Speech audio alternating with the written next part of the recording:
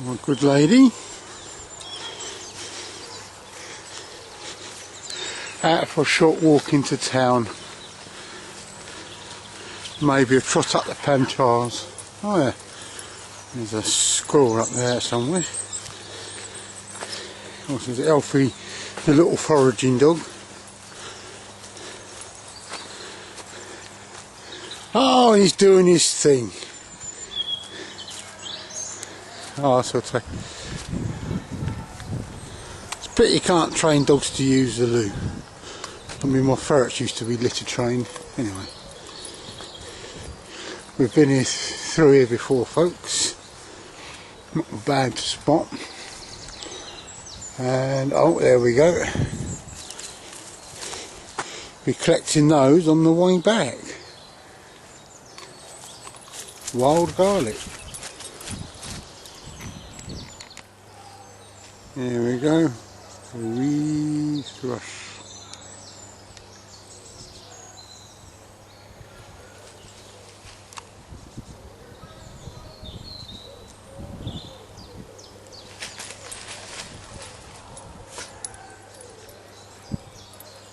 Enjoying the spring sunshine and having a bit of a feed. How cool is that? A fantastic building and two of my favourite shops in the same building. To that side there is my favourite coffee shop, Ishmael's, does property, and Cotswold's my outdoor shop, and Ray Mears that sometimes goes in there. That'll be my new place of work. Well, so far they've only chopped the trees down and put the clock up. They've got less than a month to really get it doing. Right, here we go. We're going to go round the historic heart of Tunbridge Wells. In many respects, this is very much a new town. I mean, where I was born and brought up, that Maidstone can be traced right back to an Anglo-Saxon settlement, possibly Roman. And obviously there's one or two bits of evidence dating back to pre-Roman times around Maidstone. But here we have a spa town, and it was known as the Wells near Tunbridge. Tunbridge being some 6 miles behind me. So here we go. Over there, that used to be a very good crockery shop selling cutlery, crockery and all manner of household items. And it will soon become a patisserie and artisan bakers. Here we go. Sadly, some of these shops have now suffered from the current financial position of the world and are on the point of closing or just closed down. Some are just about bouncing along quite comfortably. It's a nice part of this town. And of course, the ever ubiquitous eating shops. If you can't think of something to sell, sell food. Everybody wants it, but then the place becomes so overloaded. Anyway, I'm going to close down, have a wander into the old part of the town and explain a bit more. And if you can see between the houses, that's the start of the common. So you can see how close my new place of work is to a place where I can go fungi foraging in the spring, summer, autumn and winter. This is the start of the Pantiles. Right, this shop here, Arts Bianca, that used to be a very, very fine fishmonger's. As we go further down, it's been cobbled here. It's very nice. It's a bit dodgy in the wind, in the wet. The things get very, very slippery. And there's Hall's, the second-hand bookshop, a place that you will find me during weekdays if I've got nothing better to do. Picked up some very good books are in there. Bit further down.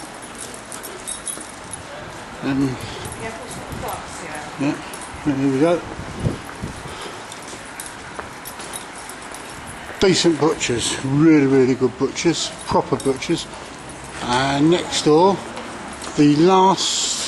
one of the last decent outdoor shops in the town, for buying sort of tweeds and what have you. Really good outdoorsy shop. More country sports and country walking. And there we go. That could be an interesting little book to get. The history of mountaineering in the Alps. Just a book shop. And a sundial. This is the back end of the church of King Charles the Martyr. And there we go. Once you go down to here, you've got Sussex outside, Kent outside, Speldhurst up there, and that way to Tunbridge. So there we go, the Pantiles themselves. Really old part of the town, very touristy. The Pantiles come from the tiles that were used to lay down piles in the town, and they were made in pans, hence Pantiles. This was originally the market, as it says so on that sign there, Bath Square. Right, and this gives you a little bit of the history of the place. I don't know whether it's going to pick this up or not, but what I'll do is I'll go up quite close and pan down.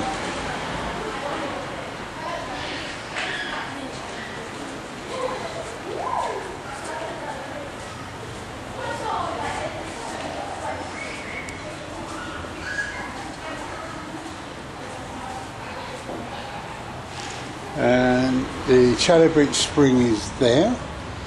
There are quite a few around the town itself. You actually got Chalabrick Springs all around here in the high weald.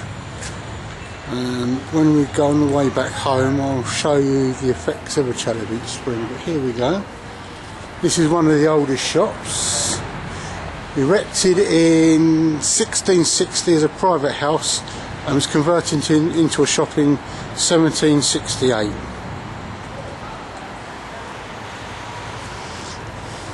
Okay. Again, you got the ubiquity of many coffee shops and eating houses now.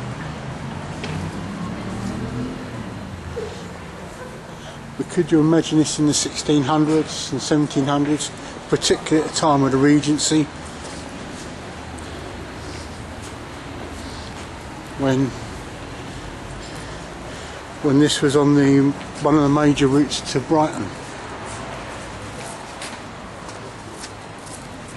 Alfie keeps finding little doggies. Another favourite bookshop of mine. We've got steps.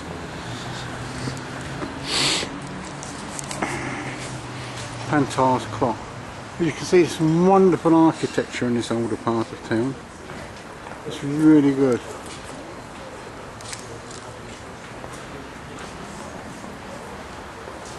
Summer, it gets particularly busy with people from around the world coming to visit our historic little island.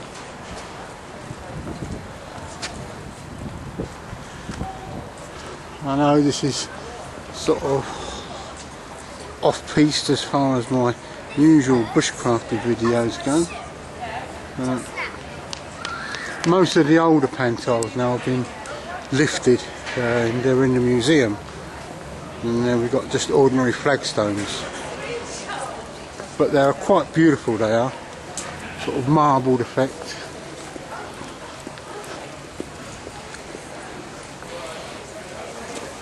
Of course, you can smell coffee and chocolate.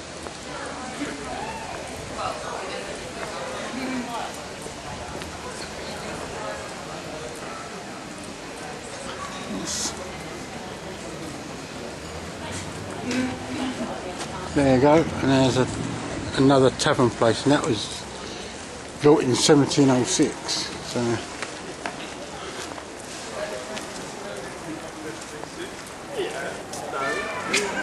and over there is the Masala Curry House and the old Corn Exchange.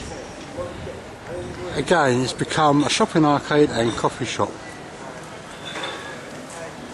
And of course the corn exchange would have been when over the dealt with corn prices and what have you. An example of the architecture from the Georgian period.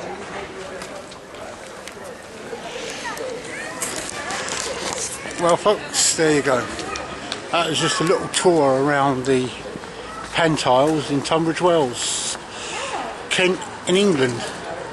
It's not a bushcrafty video today, but I hope you enjoyed it. A little bit of my neck of the woods. Well, here we have some Oregon grape or Mahonia. Some of it's in flower. Later on in the year you'll get a very sharp tasting purple berry on it. Use it in preserves, you make a type of jam.